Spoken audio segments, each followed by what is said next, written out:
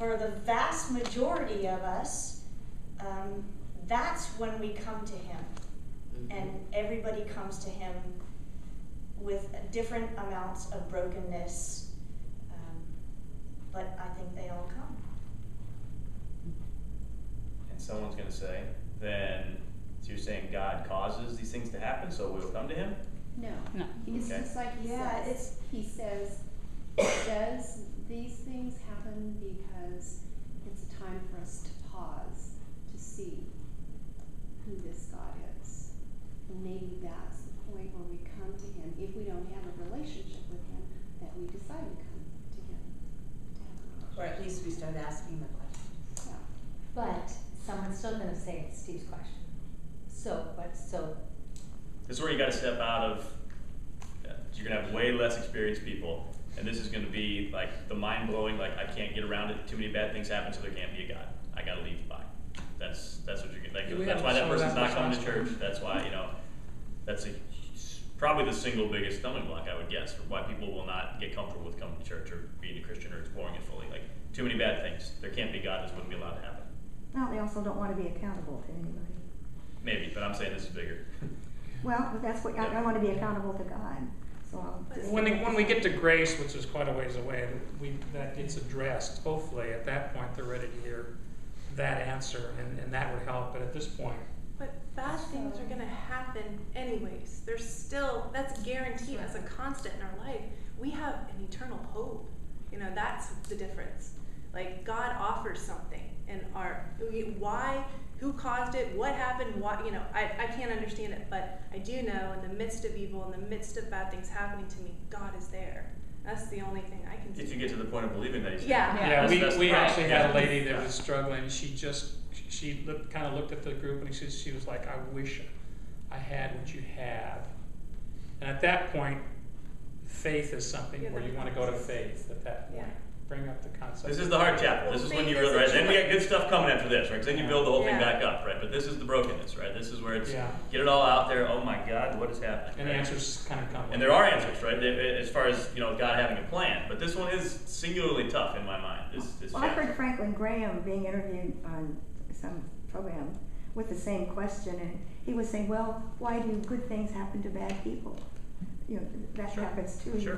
Those people never seem to pay any penalties for their disobedience." Right. So try to keep it in the time frame here. Like Andy Stanley uses I think he just says verbatim, like, what is this God, or what kind of God are we dealing with, right? Yeah. Again, I think it's just beautiful the way you're ineffective, the way he does this, right? That's the question, really, right? So don't sugarcoat it. Don't what is going through that dude's mind, right? While he's up there, or her mind, or its mind, what's happening, and.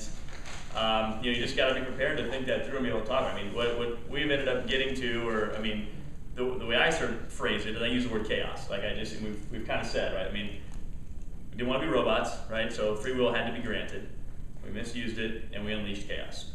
Chaos has been unleashed. Chaos, by definition, you don't know what form that's going to take, how severe that's going to be, what that could be. So if I have to talk, create any crazy situation, those could all happen because that was the rule. Those are rules that God decided to play under. He said, "Well, I'm going to give you a choice, but it's going to get ugly, right?" And that can include personal situations, just pure evil that you can see from one individual, or that can be weather, right? That can be earthquakes. That can it's chaos, right? And humans don't help it with a lot of things that they do, but that's really the only way I can get comfortable with it personally. Was like that, And once you sort of go down that path, then really anything fits under that. So, right, there's nothing because otherwise you get this issue of degrees, but wouldn't he stop there? Why did my friend have to get raped, right? You pick the ugliest situation you can, because people want degrees, right? Well, you have to have that one happen, right? And so you got to almost come up with this, it's chaos now. If he stepped in and stopped certain things, then that wouldn't be true to himself, right? And he's the most perfect, true, pure, just person, entity that there will ever be. So he can't do that, right? That kind of thing. So that would be one way that I would approach it. I was going to say one other thing, which was and this kind of comes up sort of in law too, but sometimes it's helpful to push. We have about 10 minutes left. To start to move toward, because this can get pretty dark, right? To sort of move toward where it goes, right? And so you try to say, look, let's call a spade here. Let's talk about where we are. Right, it's a broken world. We all acknowledge it. Let's talk about why we think we're in this position. But then again, to say like, you know, but there is a way out because this all-powerful, all-merciful God is here for us, right? And He's reached out. You know, the story of the Old Testament through the New Testament all the way through is God reaching out to people, God reaching out to people, God reaching out to people. People respond in various ways. They end up falling short. God reaches out again. That's just what happens over and over and over.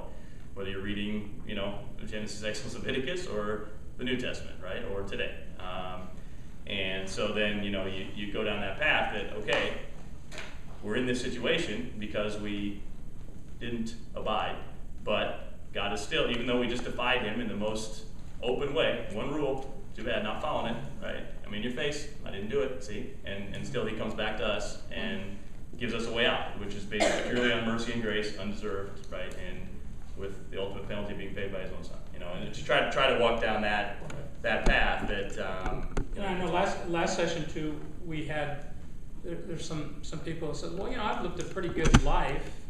You know, my sins haven't been that bad. I haven't killed anybody. So you get that too. This measure of what sin is worse than the other sin, and boy, did I barely make it? Actually, Andy Stanley speaks to that well too. But that's another issue that you have to deal with is, you know, what is sin? You know, it's falling short of falling short of the mark is literally what it means. But so any sin is a sin that keeps you from God, and that's a hard thing for some people to understand. Of course, I have no problem with that, by the way. I know what the mind is capable of because I've lived there, you know. That's a good one to give people's thoughts on. We all know people, I know people, right, that will say, like, I'm a pretty good person. I'm not perfect. They'll say that because they don't want to seem conceited, but in their mind they're thinking, I don't lie, cheat, hurt anybody, steal, kill, really swear. Well, you get a lot of people sin not publicly, if you will. It's not as public as other people. I think they conflict it with the law. I mean, we're not supposed to rob banks, but in God's estimation, robbing the bank or telling a lie about someone would be the same. Yeah.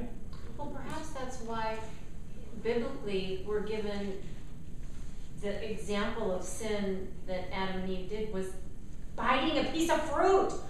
Yes. Please, Is that serious? Come on, that's not serious.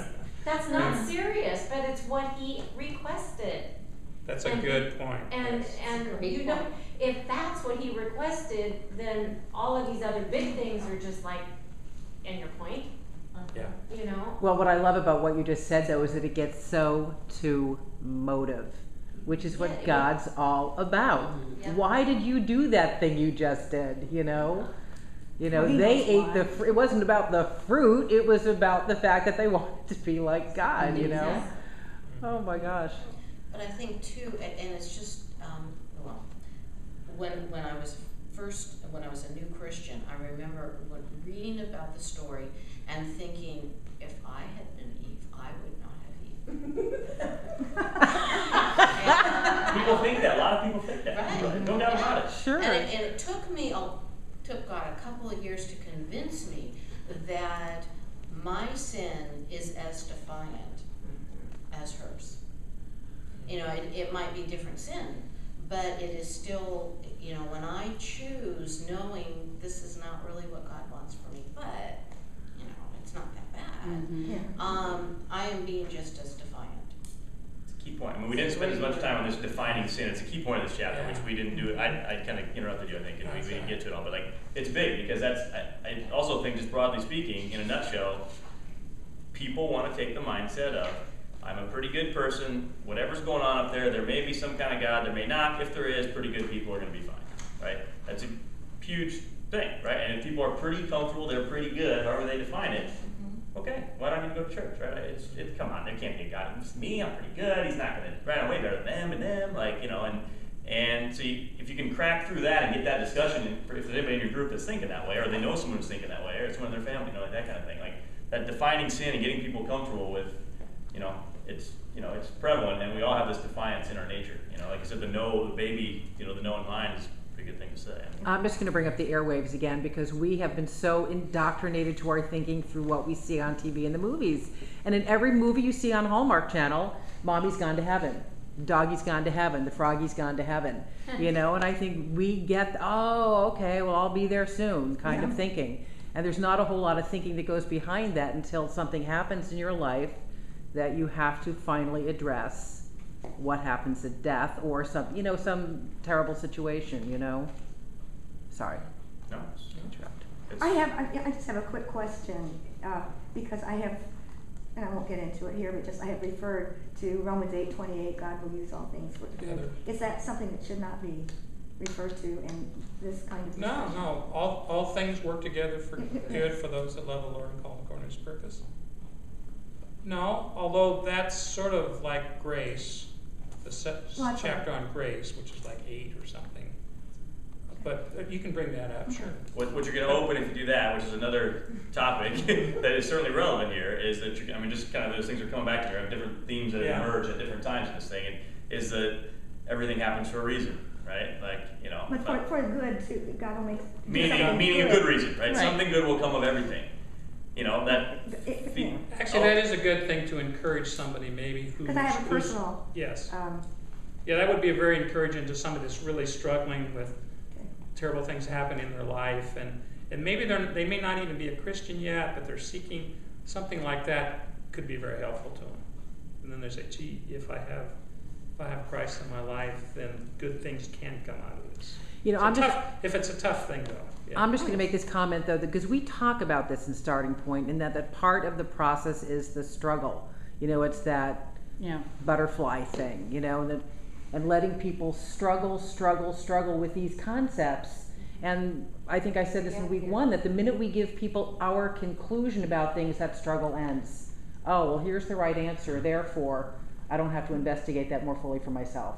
And I think part of what I love about Starting Point is that it is such a struggle to get to some of these answers for newer believers or for people kicking the tires of faith or checking us out versus Buddhism or something like that. Well, it is really hard to see people go through the 10 weeks and not get there. You know what I'm saying? This whole idea of forgiveness of sin and grace. A lot of people they don't get there in Starting Point. It's a disappointing thing. They're learning, it's helping, we're helping, but it doesn't always happen in the 10 weeks, and it's a very hard thing to see. Romans.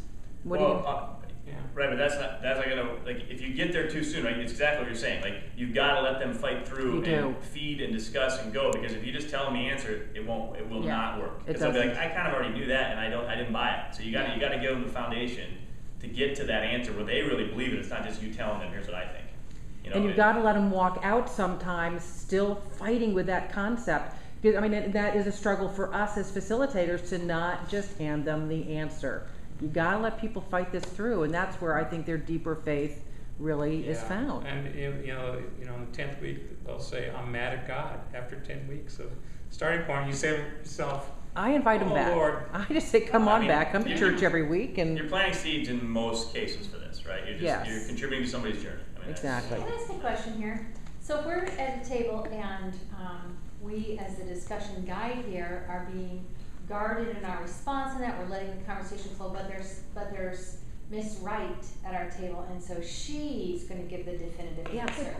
How do you let that play? Actually, it's very common. It is very common. I'm sure it is. I'm wondering. It happens, and I'll tell you what I said the last 10 weeks, because we had Miss Wright in the last one, and I would say that's one person's response, and we all have different stuff going on in our life to cause us to respond a particular way. What we don't want to do is take somebody else's answers on as our own or the right answer. We're here to find out what the right answer for us is. That's what the tension in the story is all about. Where is the tension for us? It's going to be different for Janice than it is for me. Yeah. So if Janice tries to give me an answer and I just go with that answer, I'm missing the point. Yeah, you know what you do when somebody, and they might have the right answer actually, but they're really self-assured, is you look at the group and people, you get to know the people, and you sort of throw it out. Well, do you believe that? Is that really what you're thinking?